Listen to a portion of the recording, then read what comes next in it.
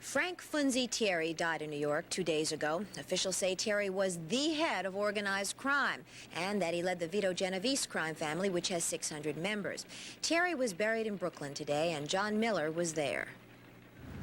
The passing of Frank Tieri struck a contrast to the life he had lived. His funeral was at a small church in Bensonhurst. It was a modest funeral for a man said to be a crime czar worth millions. It was a civilized way to go for a man whose name was so often connected with violence and bloodshed. It brought back memories to a reporter who has kept an eye on organized crime. One thought back to Brooklyn, 1979. Carmine Galenti, said to be the boss of all bosses, wiped out over lunch at an Italian restaurant's garden.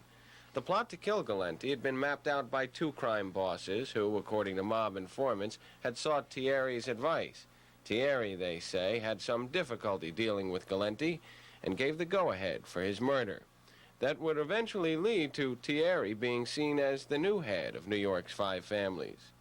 One also thought back to Philadelphia, March 1980. Then crime boss Angelo Bruno was blown away in a friend's car.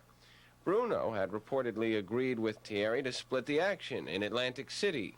Bruno's partners in crime thought the deal was a little too generous to the New Yorkers, according to our sources, and so Bruno had to go. This man, known as Chicken Man Testa, took over. A year, almost to the day that these pictures were taken at Bruno's funeral, Testa was blown off his porch by a powerful bomb. And so Frank Tieri lived to see the end of the man who most believe cut him out of the action in Atlantic City. As one stood on 85th Street on this spring morning, watching people weep over the fragile 77-year-old man who died here, one could look at some of the faces who did show. There were relatives and friends, some undercover cops, a lawyer, and some soldiers from the Genovese family sprinkled in the crowd, but none of the big men in the Genovese family and none of the bosses of other families. Only flowers spoke for many who were not there.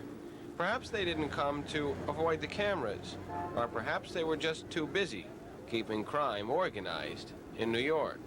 John Miller, Channel 5 News.